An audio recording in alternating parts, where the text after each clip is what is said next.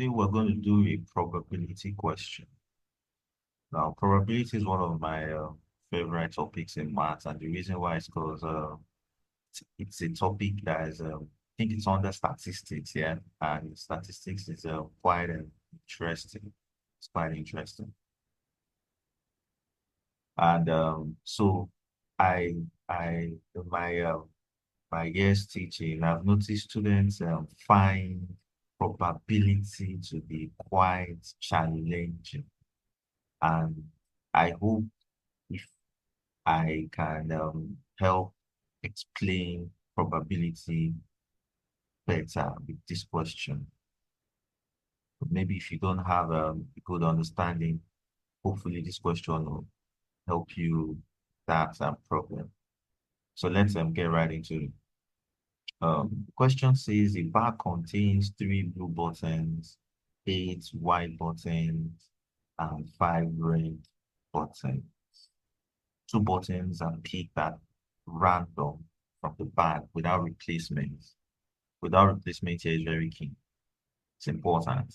Work out the probability that 2 buttons are either both red or both white. So one thing I always tell students is when you're answering a probability question, you have to think of the possibilities first. How can it happen? Try to imagine yourself carrying out the or place yourself in the scenario and see how it will work. Now, in this case, it says 2 buttons are picked at random from the bag without replacement. That when they say without replacement, that means you're picking one from the bag. You're not looking at it, obviously. Keep it aside. You don't put it back inside the bag. You keep it aside. Then you dip your hand in the bag again, then pick another one. That's how you do it. Now, the same work out the probability that the 2 buttons are either both red or both white. We've thought about how we can do it. Now let's think about the possibilities. How can it happen that they could either be both red or both white?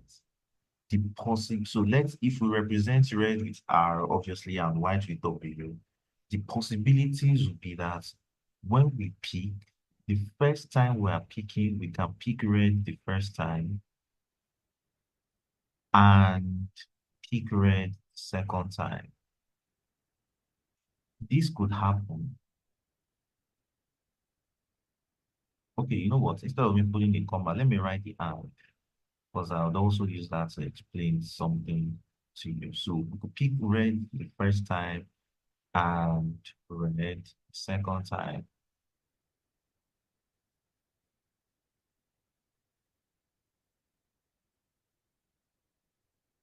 So red the first time and red the second time. Or, so it's either we do this, or like the question says, or white, or both white. So, or when we pick the first time, we pick white the first time. And when we pick the second time,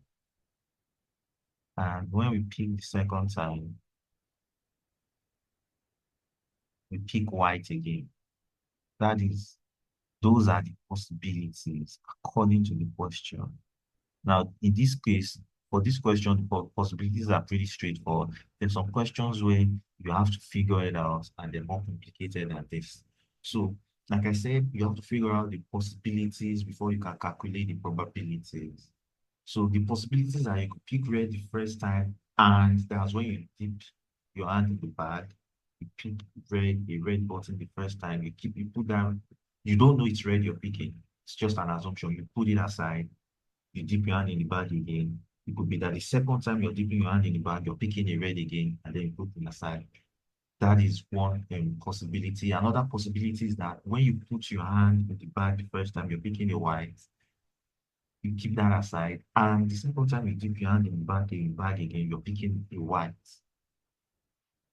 Those are the 2 possibilities that they can have. Now, with probability, this is not a conventional way to teach it. It's a way to make you understand. That is why I wrote the and or. When you're thinking about and in probability, thinking about multiplication, about times. red and red means probability of red, and you replace the and with times the probability of another red, or that or you replace all with a plus. When you're thinking of or, you're thinking of plus. When you're thinking of and, you're thinking of times. So or you replace it with a plus. Probability of picking a white and replace other and with a times. Probability of picking another white. So in essence, the probability of picking a red, to probability of picking one red first, let's put that somewhere here. Probability of picking a red. So I'm writing it as P, then putting R in a parenthesis in the bracket. That's I'm basically saying the probability of picking a red is equal to the number of red buttons that you have divided by the total number of buttons. That's the probability of picking red any single time. So there are 5 red buttons. So it's going to be 5 over how many buttons do we have in total? That's 11 plus 5, that's 16. 5 over 16.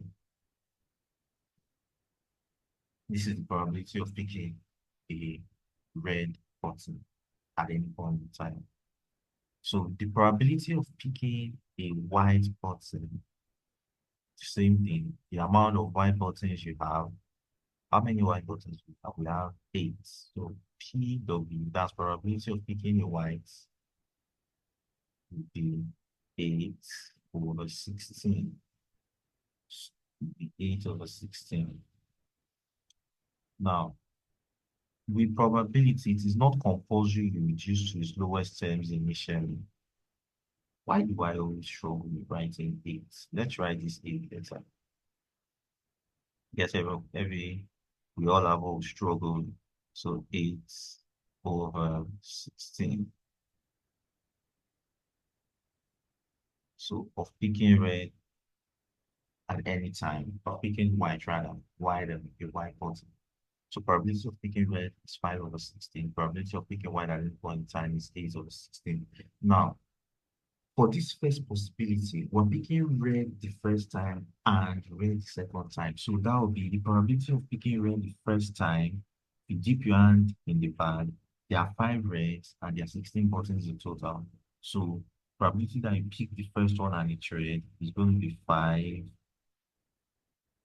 over 16. And second time you also pick red. So this and you replace it with the times. Now, the second time you're picking the red, I want you to note that the question says without replacement. So you've assumed you picked one red from the bag the first time. Now, what do you do to that red? If that's the button you pick, you're not putting it back inside. You're keeping it aside, and then you're dipping your hand inside again. Now, if you keep that aside and you dip your hand inside, you're now going to be picking from 15 buttons because you've removed one of them. So your new total is 15. Now, another assumption that you made is that you removed a red button. So instead of 5 red buttons, you'll now be left with 4 red buttons instead of 5. So the probability here now, for the second time you assume you're picking red, will be 4 over 15. It's 4 over 15 because you are not replacing. Without the question says without replacement. So you have to note if the question says with replacement or without replacement. There are cases where they will not say if it's with replacement or without replacement, but you have to figure it out yourself. So all here, you have to replace all with a plus. So red and red, R and R, and then times probability of picking out the second time in 4 over 15, or W and W. So that is one case. Another case is when you dip your hand the first time and you pick a white. So probability of that happening will be 8 over 16. 8 over 16. Now, the second time you try to pick a white, the assumption is that the first time you pick a white, so there will be one less in white and bottom in the bag, and there will be one less bottom in total in the bag. So one less white means so, and obviously you replace the and with times. Then one less white means there will now be seven whites over total number of buttons will be 15.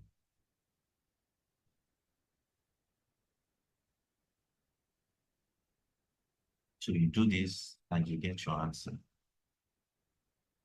So board mass, you use board mass here, or we could have just put brackets around these two like we did before. But I know with board mass, you still get the answer. So that's why there was no need for bracket. So when you multiply, do 5 times 4, you get 20.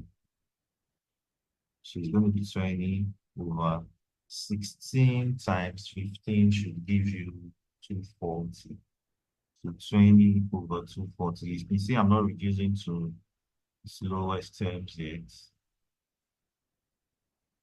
And except the states, with probability, you don't have to, except they tell you to. You don't have to because working with it like that is actually easier than reducing to the lowest term sometimes, especially when you're dealing with the non-calculator paper. So 8 over 16 times 7 over 15. Obviously, you just do 8 times 7, you multiply the numerator. 8 times 7 will give you 56. 56, yeah, it's 56. 8 times 7 is 56. Then 15 times 16 is 240. To see why better you don't reduce to lowest terms. Now it's easy to add these two fractions. So when you're doing the non-calculator paper, life is so much easier. So 20 plus 56 is 76. So your answer will be 76 over 240. If you want to reduce, be my guest. I mean, it's not necessary since the question doesn't state it. And with probability, you don't have to. If if it doesn't state, I don't even want you to, so that you don't make a mistake in your simplification and probably get the answer wrong because you tried to simplify. So I'd rather you just leave it like this and get your full 3 marks than you simplifying and maybe doing something wrong in the simplification and not getting the full 3 marks. Every mark is important. So it's 76 over 240. So this is how you deal with a probability question. Now, this question, the reason why the number kept if it were to be um, a replacement question, you wouldn't have to reduce the number each time. This will have still been 5 over 16 times 5 over 16 times 5 over 16 here plus 8 over 16 times 8 over 16. That's how it would have been because every time you remove from the bag, you all place it. But because it's without replacement, that's why it keeps reducing every time.